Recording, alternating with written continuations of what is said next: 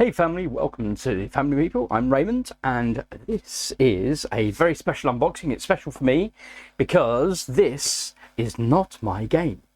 This has been very kindly loaned to me by my dear friend Thomas Moore, who backed this on Kickstarter. It came up on the Kickstarter as a crowdfunding opportunity, and we looked at it together. I have to completely confess, it is a very heavy weight game in terms of both the physical components itself, but the actual gameplay. It is a very big your noodle game. So without much further ado, let's dig in and see what we have. It is, of course, Teotihuacan, City of Gods.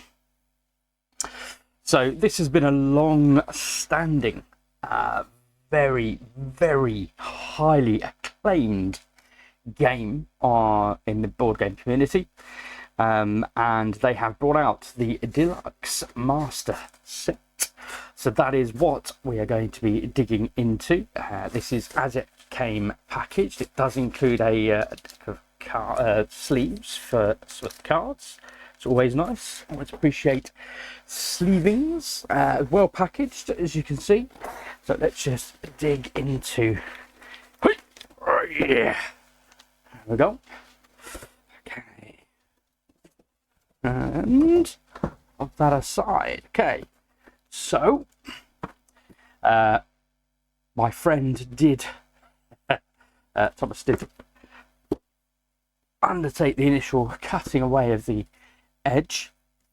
But this is what we have. So, travel back in time to the greatest city of the Mesoamerica. Witness the glory and the twilight of the powerful pre-Columbian civilization, strategize, accrue wealth, gain the favor of the gods, and become the builder of the magnificent pyramid of the sun. Now with all the expansions, promos and more packed in one box with upgraded deluxe components. So featuring inside of here, obviously beyond the list of components themselves, we have modular expansions including the priests and priestesses, the height of development, seasons of progress, architecture, expanding the empire development, obsidian, mansion, altars and shamans. There is the solo mode, of course, by our very own David Turchi, the challenges and alternative artwork, which for me personally would actually be probably more than anything else a reason why I would have backed this. But that's me. I am absolutely an eye candy guy. But talking of which, let's have a quick look at the box itself. So we've got some really fancy design work on the graphics around the box. Of course, coming from Dice and Board and Dice. Produce this. Very beautiful. Lots of ways that you could display it upon your shelving behind you, whichever way up you desire. So 1 to 4 players for age 14 plus. It is a noodle baker, 90 to 180 minutes. So let's dig in and see what we have. Whoop. Just gonna go.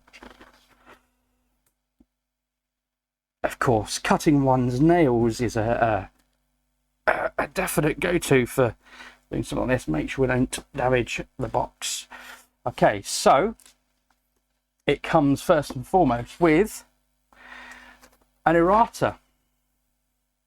And my understanding, speaking to Thomas, is it does have a number of erratas. I think there was another errata recently published, pushed out to Kickstarter backers, and I'm here to do unboxing, folks, but it can be frustrating as to how many games I'm finding are dispatching, deploying with issues that are then being fixed post-production rather than during production. And I think particularly when it comes to basic rules, the documentation for a game, it really is a foundational aspect of any game that the rules are right. And I have a number of errata on the shelves behind me. It always amuses me when I get, particularly I notice with the a number of the Zombicide instances, I'll crack open the seal at the bottom only to unveil, oh, it's got an alternative cover that's been stuck over the original box, where actually the components listed, numbered, what have you. Again, I mean, that's fine, whatever. That's an outside of the box thing. Who cares, right? But when it's fundamental, foundational rules to the game, how to play, how to enjoy this product, really. Anyway, gripe over. Apologies, but yeah, it's an issue, folks. Hopefully, we'll get this scene addressed within the industry. Okay, so we'll start off with, rather than printing it around the outside of the box, we have a sheet that tells us how to package everything away nicely within the contents of the box itself. So we have our base layer with a number of components and baggies. We have a following layer with, again, a number of the key components for the game, followed by the multiple boards. And we'll get a sneaky peek of those beautiful components that we're going to have within this box. So without further ado, let's dig in. So we start off with the core rules. Of course, what would a game be without its core rules? Thank you for being part of the ride. Wow, look at this. It's just beautiful, beautiful. So double-sided game board, which for me, it's the flip side of this, would be the reason I would go ahead and seek out something like this game, because I'm a sucker for eye candy. I'll say it as it is, folks. That's the way I am. Sorry, Shadow. We have similarly the double-sided temple board. The pyramid frames, you'll be building this pyramid in the center of the board. You'll be working together to formulate this pyramid. As you lay down tiles upon this pyramid, you'll be formulating. So for those that are uninitiated, Teotihuacan is a genuine pyramid in the Americas, in Mexico, in fact, and it's possibly what reckons to be certainly one of the most significant and largest pyramids, the Pyramid of the Sun, and have the Pyramid of the Sun and the Pyramid of the Moon in this area, and you can go and visit it. It's in Mexico. It's a real live place. My understanding is it is cordoned off now in terms of you can't go and climb to the top. You used to be able to. It's now a bit more preserved, looked after, what have you. But this is very much the notion of the civilization that existed at that time, the Mesoamerican, was it? Said on the bottom of the box. So kind of Mesopotamian, but American. So yeah, and there, the notion of having workers working towards building this pyramid and being recognized and ascending as you carry out your acts of worship to the gods, and carry out the various tasks, accruing cocoa as your main resource to then drive your ability to undertake other tasks within the game, such as getting these technologies,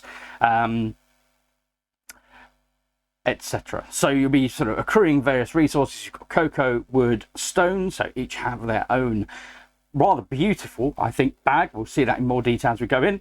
Of course, first player markers and gold, as well as the other resource. We have technology markers, and various other chits and components throughout. Okay, so we'll just have a quick look in here. Okay, so we've got various modules that can be added and mixed. We've got solo mode components as well. What's this? Living Rules Pledge. We pledge to support every game well after its initial release. Despite rigorous playtesting and multiple rounds of both internal and external proofreading and editing, occasionally the need for rules corrections or minor gameplay. I thought it'd say gameplay, but for a moment it kind of looked up as Garplay. Anyway, gameplay adjustments are discovered only several months or years after the game is manufactured. We promise to produce timely rules updates as necessary. We want expanded fact clarifications if need be, available for download from our website in digital PDF format. If you have any missing, damaged components, this is what you do. So hopefully there won't be any missing or damaged components. I will not be checking all of these components. I will absolutely leave that to Thomas. But let's have a look. So we have our game set up. So you'll have these sort of initial steps building up to the pyramid, and then you'll start to try and match various symbols across the pyramids as you use dice, which are your workers, and you place them around the board in a what they call a rondelle fashion. And the way the movement works is wherever your die is, you can move it 1, 2 or 3 spaces. You get bonuses if you're clustering your workers into a particular area, but then you'll inevitably have to then try and get them back out of that one area, only being able to move 1, 2 or 3 spaces at a time to then activate your other abilities and continue to climb up various progress trackers, and ultimately moving and powering up your workers, starting off at number 1 through to number 6. When they hit number 6, they ascend, which gains you extra bonuses and benefits, and then you come back to a level 1 die and have the potential possibility of increasing the number of die or workers that you have as you continue to play on this board. And yeah, that's it in a nutshell. I'm not entirely sure what the actual win condition is. My guess is completion of the pyramid, perhaps. But there you go. So if this is your first game, it gives you an outline as well, how to undertake your first game. Then likewise, if it's not your first game, how to proceed appropriately. And then you've got your various rules of play, your player turns, all very nicely laid out, illustrated. It's fairly easy to read, which is good. I'm sat here at a slight angle, but certainly with my reading glasses on, no issues at all, because I'm getting an old fogey, of course. Worship space abilities, so it gives you a nice overview of those. And then you get into the main actions that you can undertake. But in short, the basic thing is you're moving around these areas, you're gaining cocoa, and then you're utilizing that cocoa as your primary resource to then undertake additional tasks. So you've got the ascension, talking about when your dice or workers hit 6. Eclipse and the end of the game. Oh yeah, so you've got these a track on the board with these 2 key components. I think a sort of effectively a white counter and a black counter that represent the eclipse occurring, and there will be a number of eclipses. I think there's 4 throughout the game, and then you have a scoring session at that point. So there are various points throughout the game where you'll accrue and tally up points, and there we go, the end of the game. At the conclusion of the final eclipse, the game is over. Each player whose temple marker has reached the penultimate or topmost step of the temple scores additional victory points according to the temple bonus depicted. See appendix booklet for comprehensive list of temple bonuses. So there we go. So that's so it's a timeliness. You've got a time element to the game, and then there's of course a beautiful couple of pictures and renders of the actual Teotihuacan in Mexico. So there we go. A very quick, relatively speaking, run through the rules. So we've got the Deluxe Master Set modules. I won't spend as much time going through this, but this will be a breakdown of the various module rules that come, the variants, the additional components that you can utilize. So module 3, module 4, as I read out at the beginning, sort of things like the obsidian, the architects, the developments, etc. So you can continue to mix and match. So you've got 9 modules expanding the empire in total, which is great. So nice level of variability and additional playability being included there. And of course it does come with its full own solo mode as well. Now there was a comment I did see from the number of reviewers out there regards to Teotihuacan being very much geared and gauged towards being absolutely a 4-player game.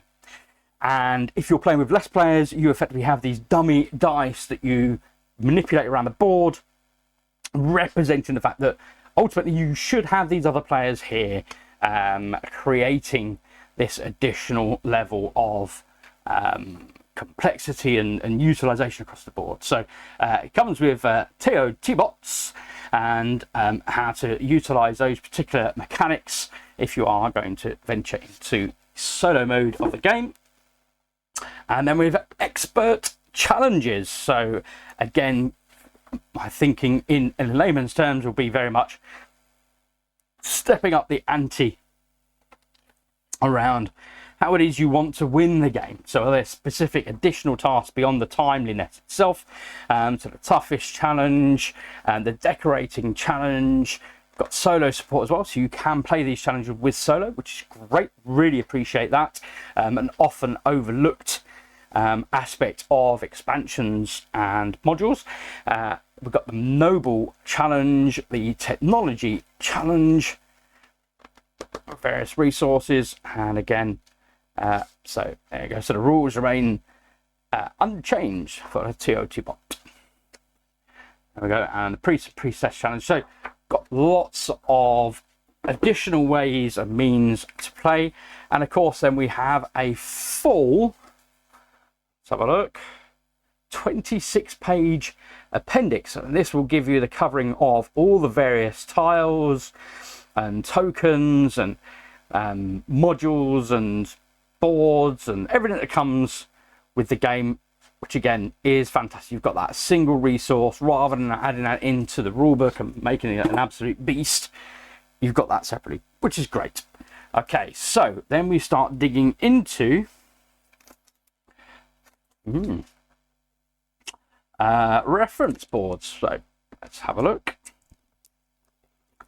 See what comes. Do we get 4 reference boards perhaps? We do indeed. 1, 2, 3, 4. And in fact, you get, oh, I was going to say 5. 1, 2, 3, 4 reference boards. And then an expanding the Empire additional reference boards. What's on the back of these ones? Here we go. So expand the Empire, increase the workers, season of progress, major discoveries, obsidian. So again, these are those modules that we saw. Game ends. So there you go. So the entire game on a single piece of A4-ish. There we go. So your turn, your auxiliary actions that you could take, what happens when your worker ascends, what happens with the eclipse scoring, and the game end and tiebreaker scenarios. So very good. I like that. It's always appreciated having player boards. It just makes such a difference. I got together with Thomas and another friend, and we played very much a gateway game, a simple game, but there wasn't just a reference. It was a card-based game, and there wasn't just a reference card or two that said, this is the turn, this is what you can do, yada, yada, yada. Very simple, wouldn't have required a lot of work, makes such a difference. Okay, anyway, back to this. So, like that, player board, reference cards, makes a lot of difference. Well done. Here we go. So we have individual player boards. So this is your own board where you will house your workers, you'll gain masks as you pay tribute and worship. You have your resources that will be collated and gathered. So you've got cocoa, gold, stone, wood, and is that coal, perhaps? Like I said, we've got areas in there for, I think, maybe your technology tiles. So yeah, lots of areas for you to store all your various components that you will accrue as you play through this wonderful masterpiece. Let's pop those aside. Oh, I like that. Let me pull this out. And again, this is the alternative side of the player board, and for me is absolutely what would, there we go, there's the back of the board, sorry, as well, and it looks like we've got a little slot as well here to tuck stuff under. I like that. I always appreciate that attention to detail just makes that gameplay element a little bit smoother to manage. Fantastic stuff. Okay, this, I don't know how far I'm going to get with this. This looks like it's going to be a board and a half, but as you see, let's try and catch that in the light. I love the fact that they've got that finish, that lovely gloss finish around those areas. Makes such a difference. I love it. Sorry folks, I am eye candy all the way. Okay, and this is the now one of these, I believe, is the original artwork. So I think, I believe, I probably won't, apologies, probably won't get all of this on here, but so I believe this is the original artwork. But even so, I mean, the attention to detail on this, is that the original artwork, really? I don't know. Oh, and then we've got, in fact, these look like maybe even different play modes. So this is the play mode that I've seen outlined. Again, you can see the spot finish on there. That's coming up. Oh, it's so beautiful. So beautiful. Loving that. Okay. Anyway, so this then, featuring around the edges of the board, is the rondel, the worker placements. Now, 3 of them are effectively the same in terms of how they operate. So you'll have, for example, this one here. So when you place your worker, it'll either get locked because it's going to carry out worship, and then it will either take a mask, or it will take a technology tile, and then when you unlock it for a cocoa, you then can gain resource depending on the number of dice that are here, based on the lowest number in terms of the rank. So if you imagine you've got a level 1, a level 3 and a level 5 die here, level 1 would be the lowest, therefore you'd be going down here. But if there's 3 dice and a level 1, then you'd be getting a cocoa and a wood, but you get to upgrade both of those dice, so or 2 of the 3 dice. So you could upgrade the level 5 to a 6 and ascend that 6. You could upgrade the level 3 to a 4, etc. So yeah, so there's 3 locations that follow that similar principle and mechanic, and then there's a number of locations that are slightly different, but essentially very similar in terms of you'll choose 1, 2 or 3 where you move, and then you'll interact with that particular location in order to gain benefits, such as resources, goods, tiles that you're then looking to, or decorations that you're looking to add to the pyramid, etc. So you'll have these step tiles that mark your way up into the pyramid, and then you'll build up from here. This side here is where you'll be keeping track of the white token and the black token, possibly the other way around, but this is marking your eclipse, and when that triggers, as you've already seen, that's when you'll be capturing your scoring.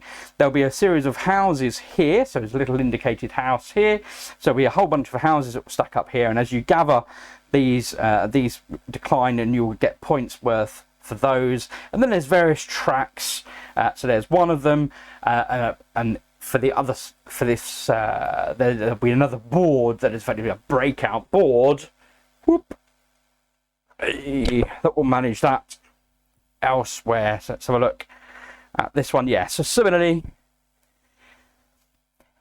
so slightly paler side. I believe this is probably the original graphics.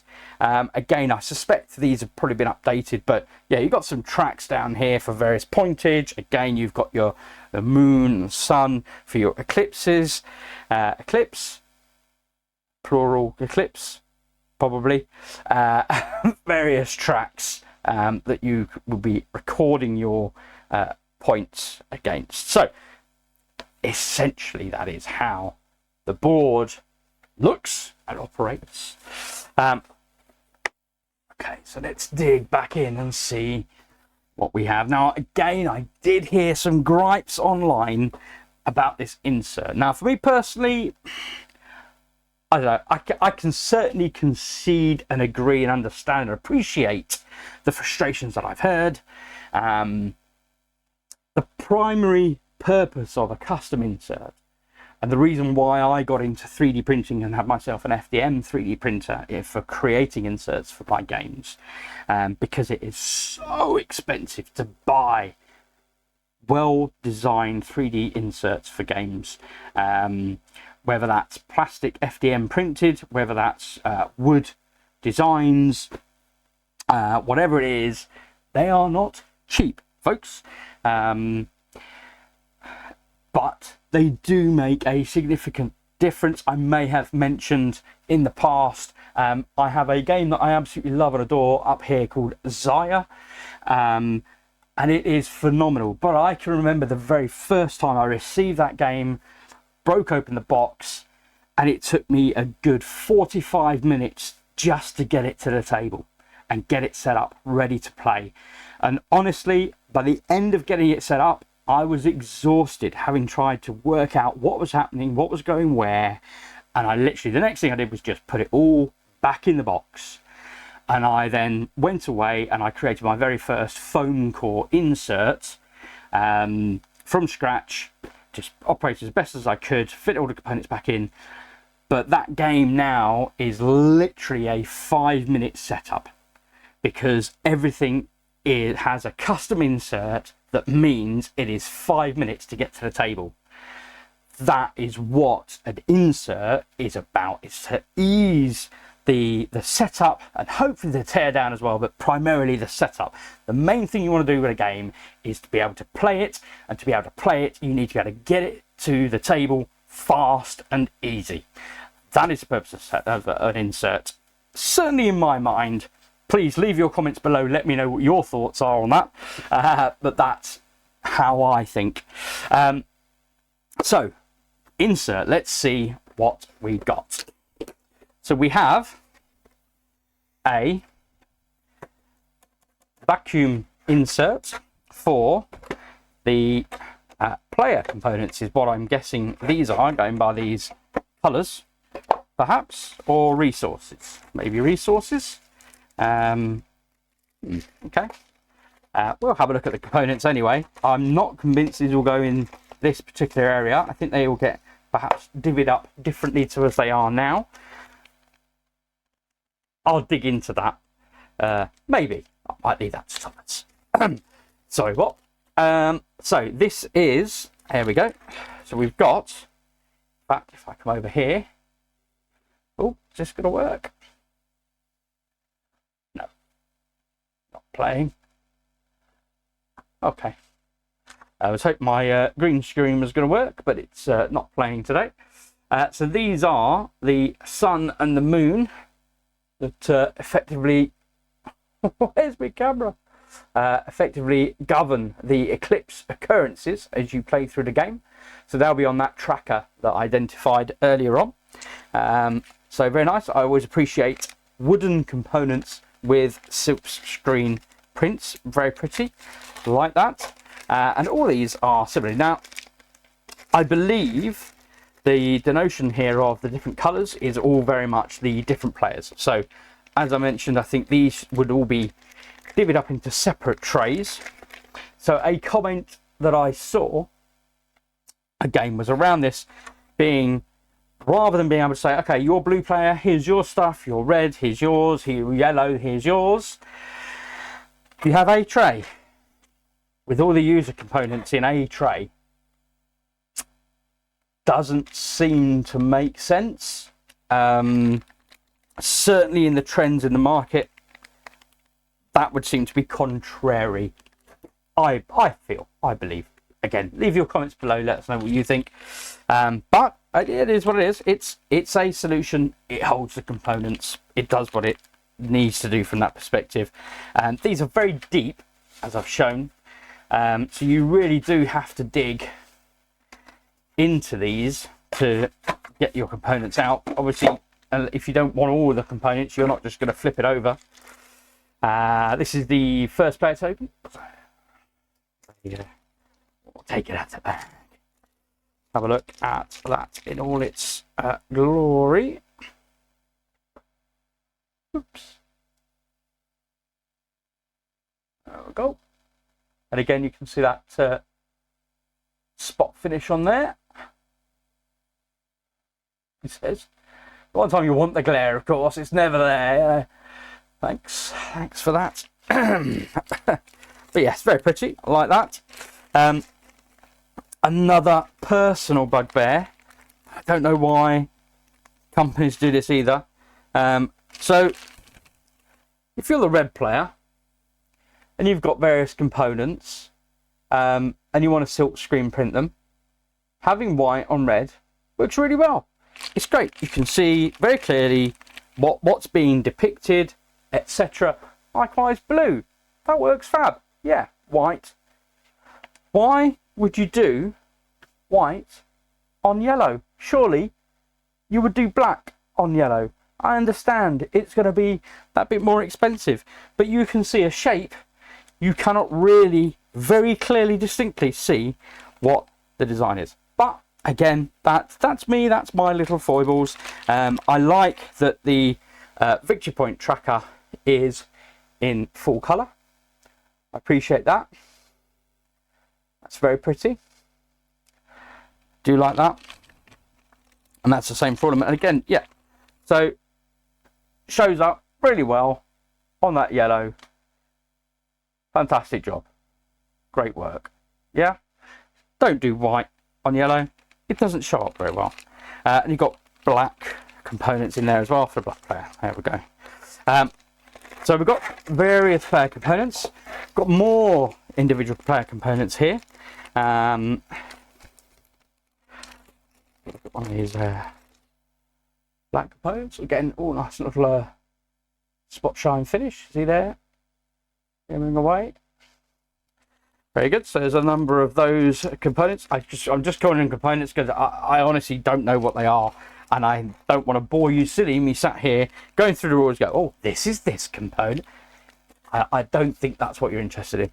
And then we've got a number of coloured circular discs. There's a couple more black ones in there, but yeah, I mean these haven't got anything on them. They're just coloured circular discs. I'm sure they're basic trackers of some sort for a very specific reason within the game, but I don't know what that is, so apologies. Here we go. These are the beautiful little houses. I like these. They're shaped and printed. Come out really well. Very nice. Yep. Yeah, and again, everything's got that spot finish on there.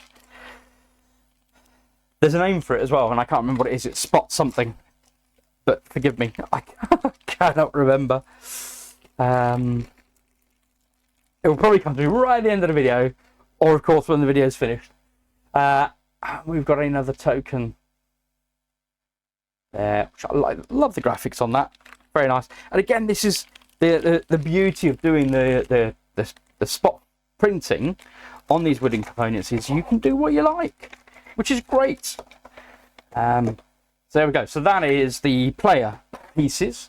There are more player pieces here. So we have another vacuum pack for components. Pop straight off. Have a look. So we have some wooden dice. Now again, so the key thing to remember with these dice, of course, is you're not rolling them. So they don't have to be able to roll. Of course, they do roll. They do look, I mean, they do feel, it's interesting, you know, folks. I can remember people having concerns. Why would you do white on yellow? What is that about? I can see white on black. I can see white on red. I can see white on blue. Why would you put white on yellow? Anyway, that's me. Apologies, folks. I'm ranting. Why am I'm ranting? It's not even mine. I'm ranting. Okay, so you don't have to roll these, so that's fine. When I purchased and backed Zombicide Undead or Alive, Zombicide has historically always had your traditional plastic dice. And when they did Zombicide Undead or Alive, they were like, oh, we're going to do wooden dice. And there was a lot of concern. Are these going to be popcorn? Are These are going to be really light. Now, they're not too bad. They've got a level of weightiness to them, but for the size of them, I would have expected them to weigh more. I have to be honest, but it is what it is. That's me. Okay, folks, it's me. Let me know your thoughts below in the comments. Okay, okay, so you don't roll these. As I mentioned, as you'll start off with a level 1 worker. These are your workers. You move around the board. Then you'll ascend to, or level up to a level 2, then level 3, 4 and 5, and then when you get to level 6 you ascend. So that's how these operate within the game. So that is the dice. We have very big chunky tiles, but these aren't, I don't believe these are tiles. I think these are some sort of, I think these are like the technologies. And again, yeah, really like, sorry, I'm a smeller as well as an eye candy folk. Sorry. I can smell the wood. I can smell the wood. Love it.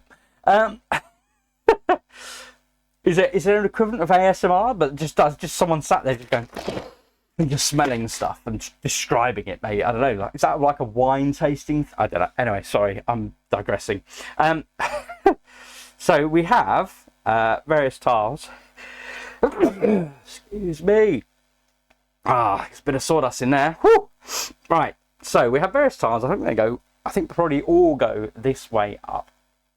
And they'll have, in the top left-hand corner, they'll have a cost of what it will cost you to purchase or put down that particular, I think it's a technology, like I say. So in this case, it's 2 gold, and then it tells you what you'll gain in its place in terms of the benefits. So I think the idea is that they're all the same on one side, so you'd mix all these face down, and then you'd randomly distribute them around the board, and as some get purchased and acquired, others will then come out and take their places. So that's my layman's understanding of how they work, and as you've seen, you've got a significant appendix there, which goes into full detail around how all of those individual components impact the gameplay, the benefits that they give, etc. So that's those. And then we have lots more individual color components. Again, my thinking is these will all break down into that single multiplayer tray. And thankfully, folks, they have got full color print on the yellow, so they look great. I like that. It makes a world of difference. There we go. So for all of the 4 players that come with the base game, I love it. Like little, I'm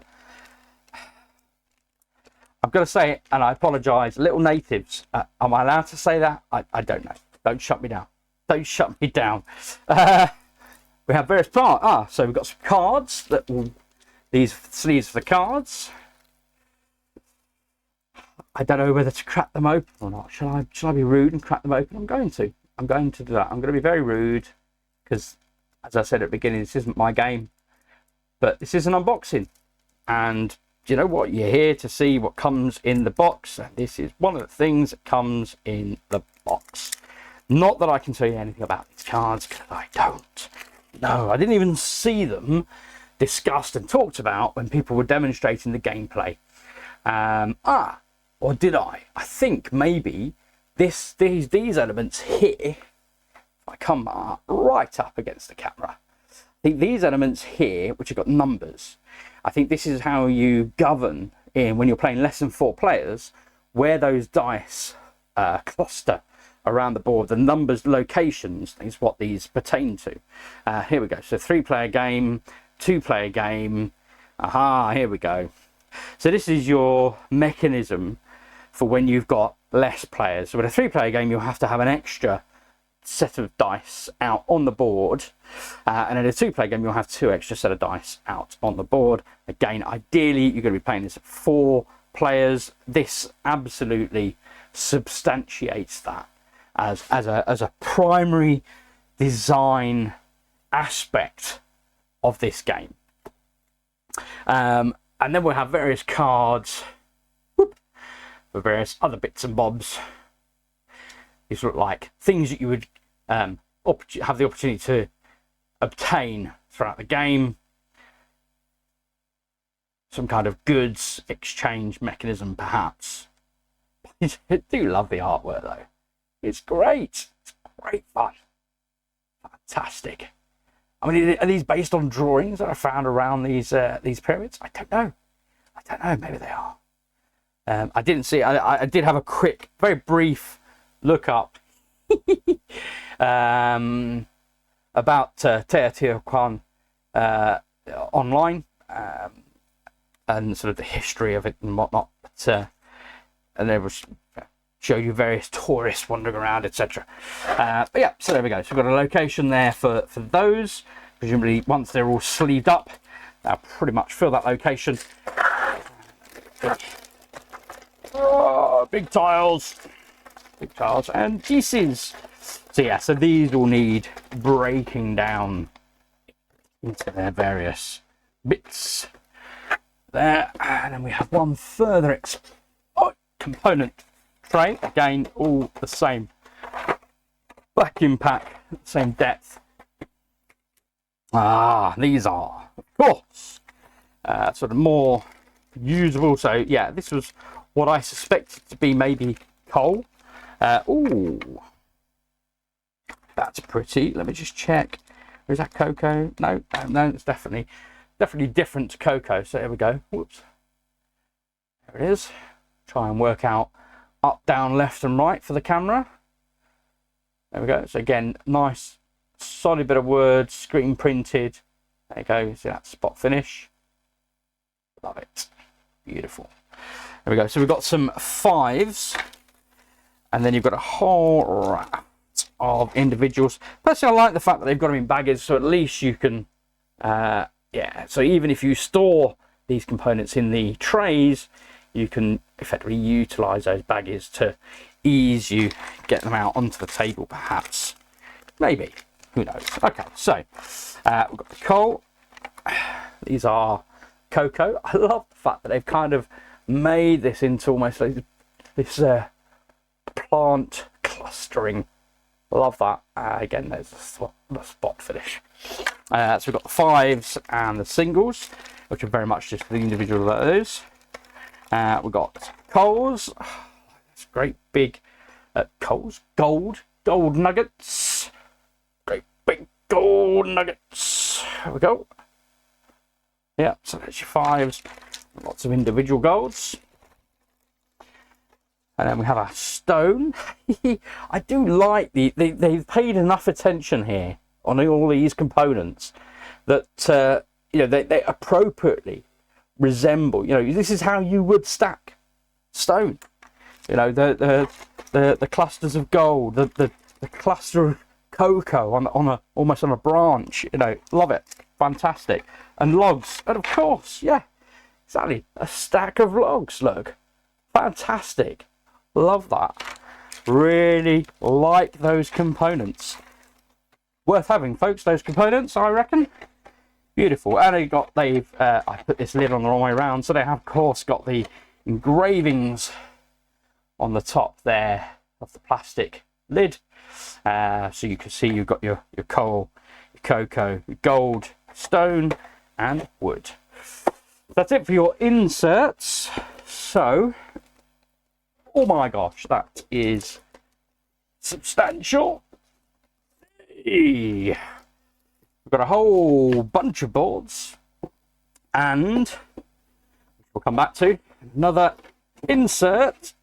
That is it. So, final big insert gives us, there you go, Teotihuacan, City of Gods. Like that. I don't know why, again, it's an eye candy thing, folks, sorry, but I really appreciate the attention to detail of just having, you know, some attention put on the lids to component trays. It does make a difference for me, because that's the way I am. Okay, so lots of bags and components, and my guess is they will come out of these plastic bags and into these bags instead. each with their own applicable icon. Now the question is, here we go. So I'm thinking these potentially go in the blue, which kind of bluish greyish bag. So that would then coincide with the with these icons here, as we can see. So yeah, these will be shuffled up face down and then placed around the board. So this one, for example, is at the cost of 1 wood, you get to gain a mask. So that's how that tile works. And there'll be various bits and bobs in there. You can spend a wood to get a victory point.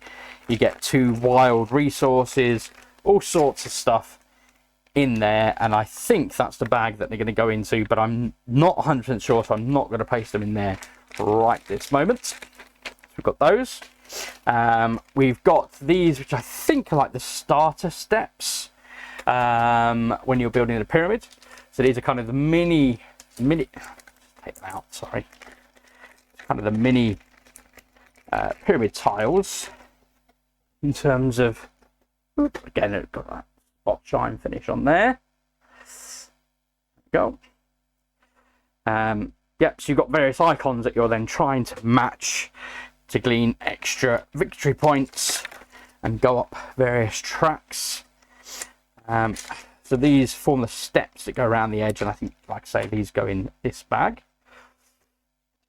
And then we have the great big tiles. These, of course, are the main pyramids themselves, again matching here this icon. Flip them over, so you would shuffle these up at random, be utilizing these, and again you're going to be trying to match the various icons as you build up the layers of the pyramid. It's not massively high in terms of the board itself, but it's very impressive, as you can see the size of these tiles. Yeah, but you've got a couple of dozen of those out on the board, it's certainly got that table presence you'd be looking for. Such a magnificent game, not just for the brain, but for the table as well. There we go. Which means we are left with a handful of black. So I'm guessing this is maybe part of one of the expansions. Oh, a whole bunch of reds. Guessing a game for one of the expansions. And a whole bunch of brown tokens. I'll look at those as I put them back in. And then we've got these kind of what they kind of mint green with keys on. No idea what these are used for. Again, not seen those referenced. Oh, whoop, there we go. Okay, so B13, a key. Spend 3 cocoa in order to get the max amount of coal, perhaps. Victory points to gain houses. Spend cocoa to get a stone and gold. Spend any resource to get 2 cocoa, perhaps. I'm guessing, folks, if you couldn't tell by the perhaps.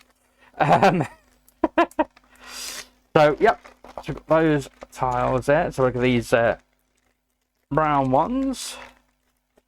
Again, unique designs on the back for that particular set, and then various components and aspects. So we've got the victory point icon, so victory points for masks. Oh, maybe these are yes, you get 4 victory points for every 1, 2 and 3 set of 1, 2, 3 dice, perhaps. You get 9 victory points for every 4 and 5. You get victory point for every mask. So these will be your global objectives, would be my guess as to what they are used for. So again, presume they'll be varying from game to game. It's amazing what you start to pick up just from the iconography. And that's great. You want the iconography to be intuitive. Like I say, I haven't even played this yet, folks. So, you know, there we go. So we've got the reverse icons on these tiles. Again, you shuffle them all together face down. Got the various No idea what that is. Move a tile, perhaps swap tiles around, and move 2 feet. 2 stone if you're in either of those locations, perhaps 2 wood, 2 gold, masks and a mask. Yeah, there we go. So again, apologies, I don't know what they are for. They're for an expansion. And then similarly the black tiles, but they are nice, well designed. As you can see, a very distinctive design. You actually got a couple of different masks. They're numbered, so whether there's in the appendix perhaps a numbering for these to say, oh yes, this particular tile by name, number 1, number 2, etc., etc. And again, I'm guessing, yeah, these will go in the green bag. Last but not least, again, we can see then on the back, there's the icon for the green bag. And let's have a quick look what they give you. Oh, maybe straight up resource 1 to 3, so you get an extra move 1 to 3. Spend, oh, so you can downgrade a die in order to rotate a mask or some such and gain 2 cocoa. Similar to that one, 2 cocoa. Yeah, there you go, just gain 3 coal. So yeah, so more opportunities to manipulate the board and what your ultimate final score will be in the game. As well as, of course, you get the opportunity to score throughout when the eclipse occurs. That'll go in there. Wow. I'm in there. Pretty tight. I don't think that's even going to go over there. I think it's going to have to sit over here. Wow. Okay, that just about fits on. Okay. In fact, I'm going to drop that back in the bottom. And the main game components after that. And then we're going to dig into the card. Let's have a look. Boop. So here, player boards.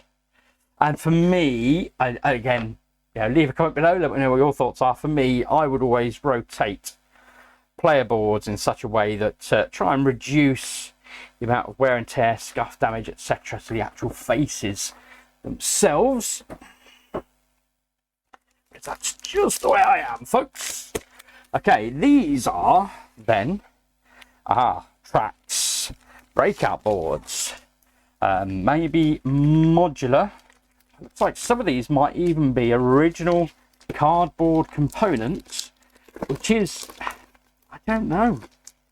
Is it? I mean, again, I get it, and I've seen it time and time again in so many games where I've got a whole plethora of original cardboard tokens and new upgraded wooden tokens, and I'm thinking, well, why would I have both? And to be honest with you, folks, what tends to happen is the cardboard stuff, I'll bag it all up and I'll shove it in a loft.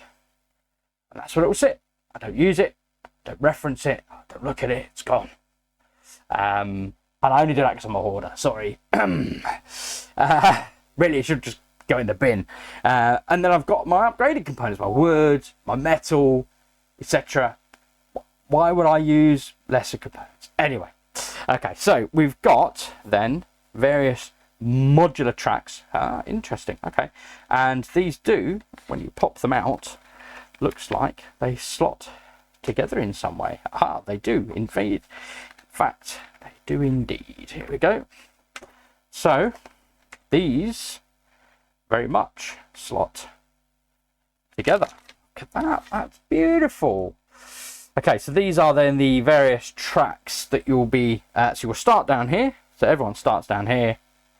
And as you do the original placement around the board, so it sits to the side of the board, everyone will start to gain standing in there, so you'll be gaining cocoa as you move up here, victory points as you move up here, resource of your choice as you move up here, and then you'll get various elements, so whether it's move or get to upgrade a die, and then depending on the number of players, when you've reached these points, you'll get to trigger these other additional abilities. So if you've got 2 players, then you get to upgrade 2 dice, 3 players you get to upgrade 3 dice, 4 players you get to upgrade 4 dice, etc. So they've all got their own standings in there, and then this was the reference that I called out in the rules at the very beginning, where at the very end of the game, anyone who's everyone can reach this level here, but only the first person that gets there can reach the final. So it's only one person can get right up to the very, very top, and obviously they'll get the biggest bonus available, as well as everything else that's occurred before. And this was the one that I loved.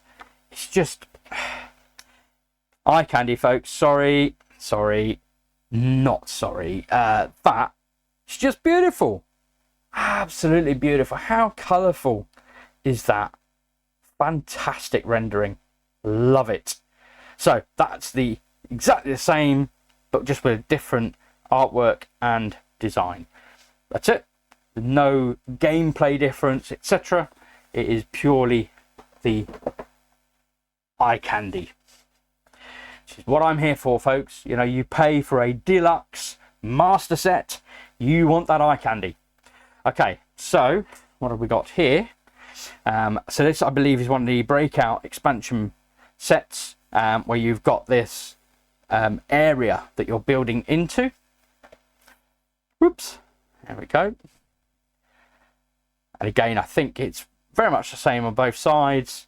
It's just slightly different iconography in terms of the design, the aesthetic, if you will. Okay. Here we go. So these, I believe, have now been replaced with the wooden tokens that we saw, so I'm not going to punch those out. Unsure about these. They do look a bit cardish, you know, the cards, but they might be different. They might be different. I think maybe they're different. So you've got these big tokens then. Okay. And then these are the modulars boards of what we saw already on the big board that we opened out. So you can rotate and move around and randomize the actual layouts. It's not always the same rondel that you're going to be playing on, which again, I really like that variability aspect. So here we go. Here we go. And this is where you would accrue those particular tiles that we saw, which of course have all been upgraded. Likewise these, so we saw these in the red bag. So they've all been upgraded. And again, I think these are the same, but just upgraded graphics. So whichever's your preference, one busier, one cleaner, same on each side. There we go. I don't know, in all honesty, if I prefer these, which are that little bit busier, or these which are that bit cleaner for this. But I do appreciate sort of the groundskeeping motif, if you like, on the big board, which I guess would go more for this. Oh, that one's very Christmassy, isn't it? Red and green, beautiful. But again, yeah, very much it's exactly the same. But the idea of them being modular, and I'm thinking, I'm wondering if I think we're getting more of these than there are on the original board, in fact. So yeah, there does appear to be, again, that additional, there's those key tiles, there we go. So yeah, so additional modules. So maybe these are in fact the expansion modules that we saw being referenced to at the beginning on the back, all those sort of the architects, etc. So yeah, so these are they. But like I say, folks, other than you move your die here, depending on the number of die that are yours in that area, you would take the lowest number and then you would gain the appropriate award, including upgrading 1 or 2 of your dice to level them up, the workers to level them up.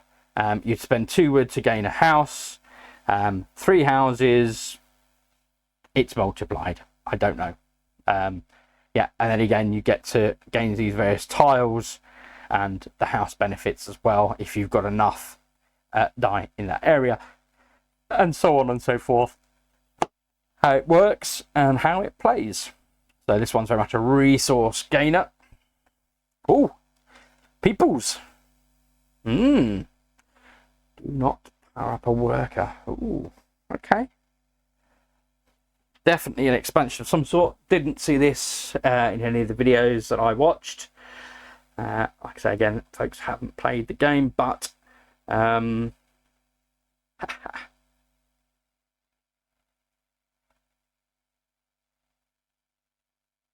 Quetzalcoatl I've heard of before. There you go. Serpent, god of life, light and wisdom. Immediately after claiming a mask discovery tile, advance on a temple of your choice and gain 1 resource of your choice.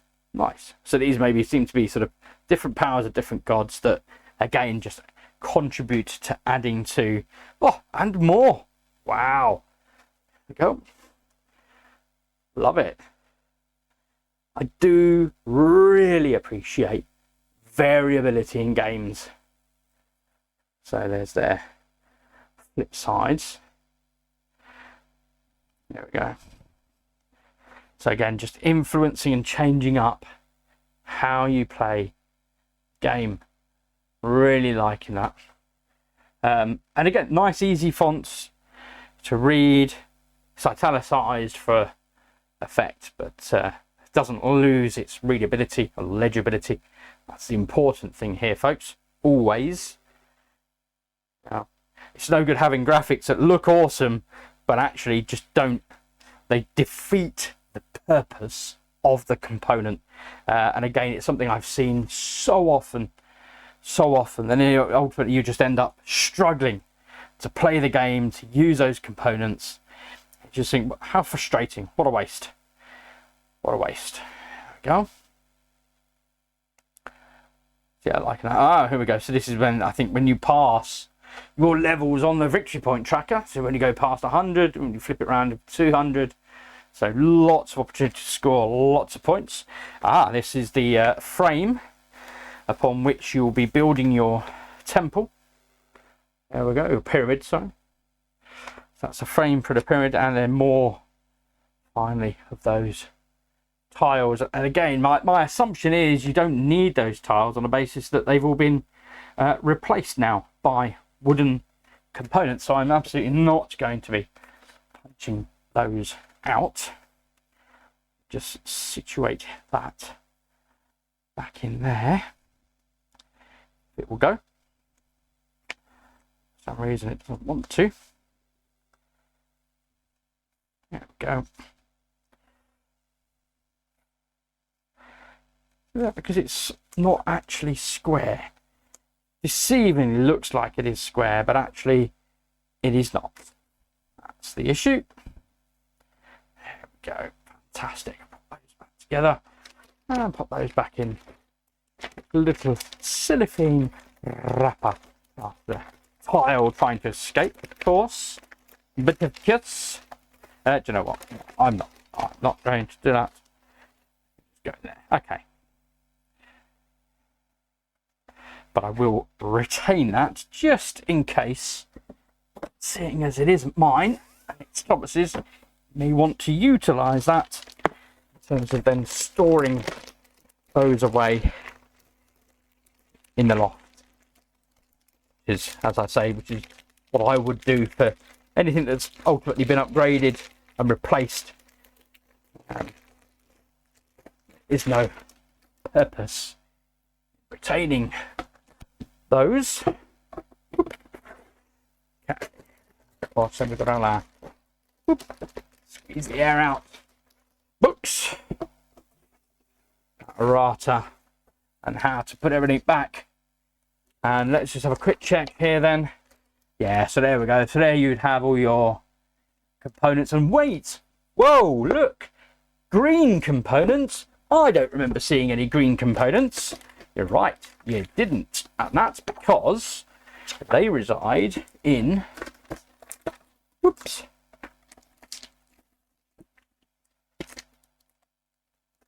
this additional box. Oh, that is not going to work, folks. Right, that's just going to come out. As the phrase is, blow that for a game of soldiers. That is tight, tight, tight. There we go. Whoop. And down it goes. And breathe. Okay. So, that's down now. So that is, of course, the main box.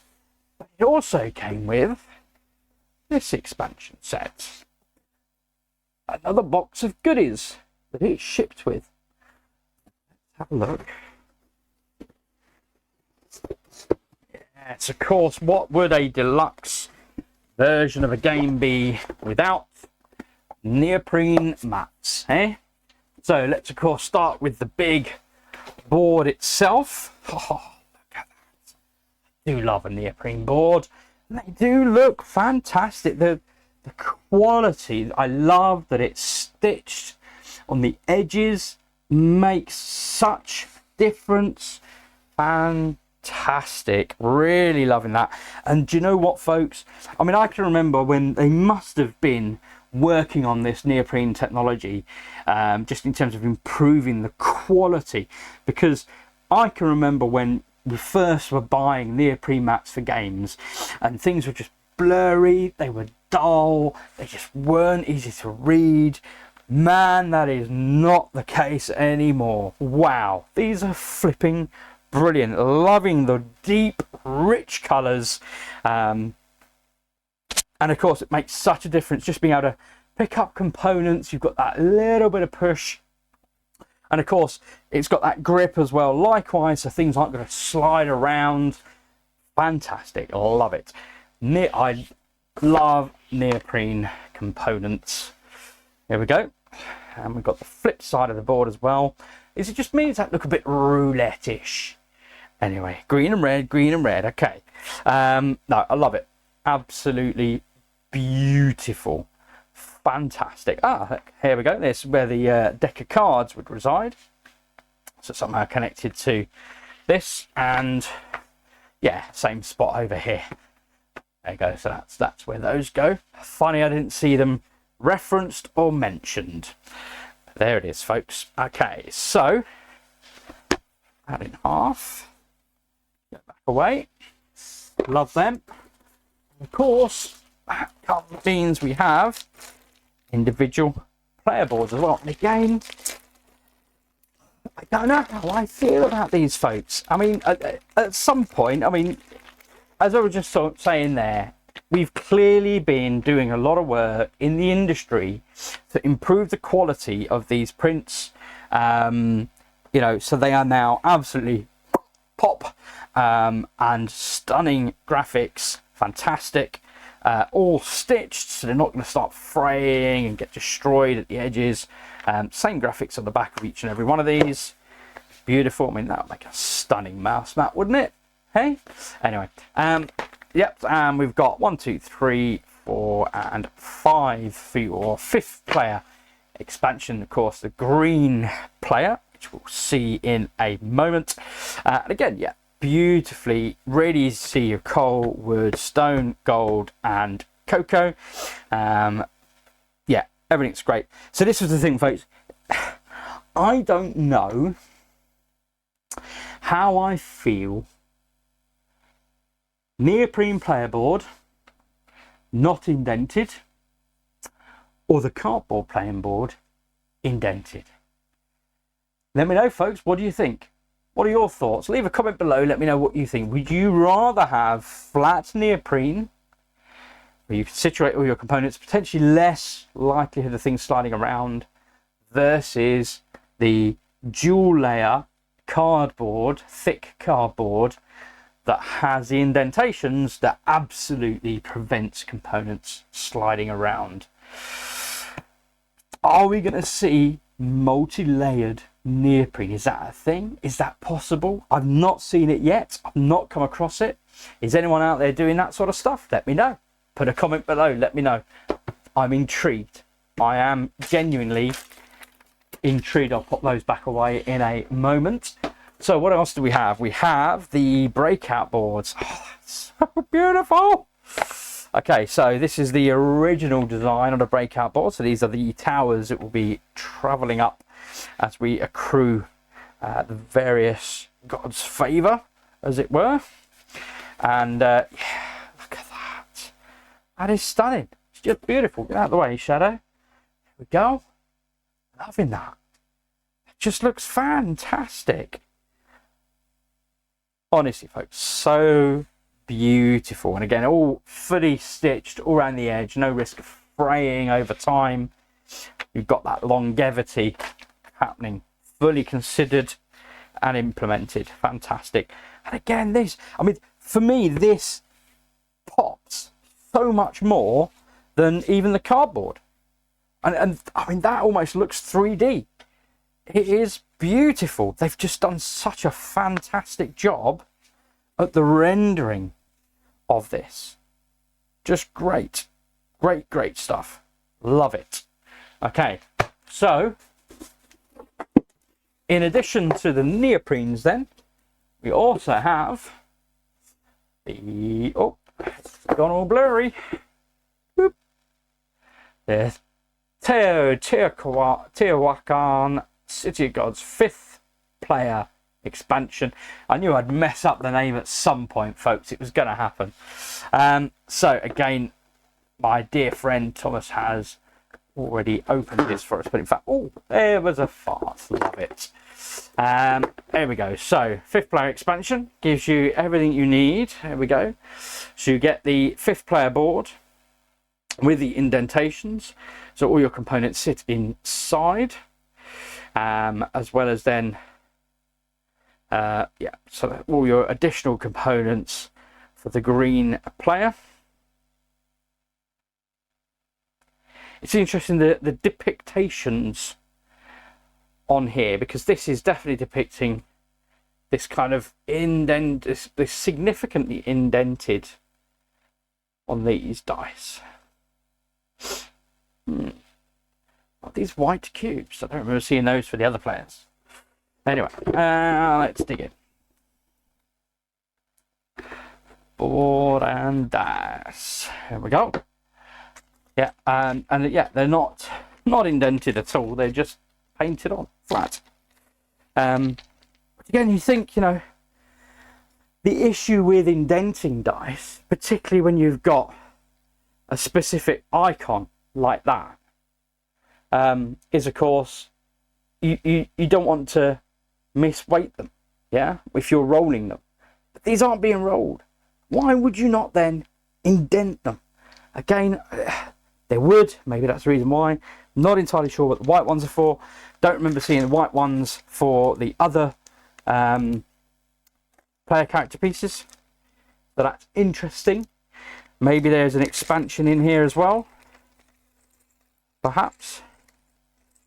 So not just the components, but the actual gameplay itself as well. And again, so the green components, beautiful spot shine finish as well. There we go. In little noses, love it. Love it. Can I say that? Am I allowed to say that? Sorry. That's what they are to me. Sorry. I love it. Okay. So, 5th player expansion. We've got a book that presumably tells you what comes with the bag. 3 blank dice. Don't know why you would need blank dice, but it comes with 3 blank dice. Of course, you get player board. Let's have a look at player board. So this is as we have seen with the others, all indented. And of course, a little cutaway here for cards slotting under the board. Very good. Comes with his own little set of additional tokens, as we've seen with the main box. And of course his own expansion. Although I believe we counted 5 in the box. It's an additional player aid. Very good. Like it.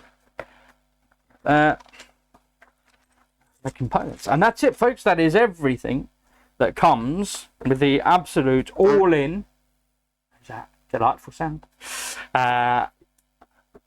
Teotihuacan City of Gods Deluxe Master all-in pledge Kickstarter. I hope you have enjoyed watching. I've certainly enjoyed unboxing. I'm sure I will have many hours of fun playing this to the nth degree with Thomas. We love these brain burner games. Lots of stuff you're juggling, considering, and yeah, processing. Always appreciate the point salad, as I refer to it. But let me know your thoughts. What did you think of the box itself, the components that came within? How would you feel if you paid top dollar for this Deluxe Master Set? Would you be happy? Would you be disappointed? Were there aspects of both? Let me know your thoughts.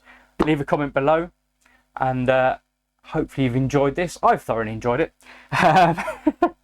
I will of course thank Thomas and share a link to this with him. But if you've liked this video, please folks, do hit that like button. Of course, if you want to encourage me to continue to make this content, then please hit that subscribe, because that really does encourage me to keep going. Otherwise, thank you as always for watching, and I'll see you back at the table shortly. Bye bye.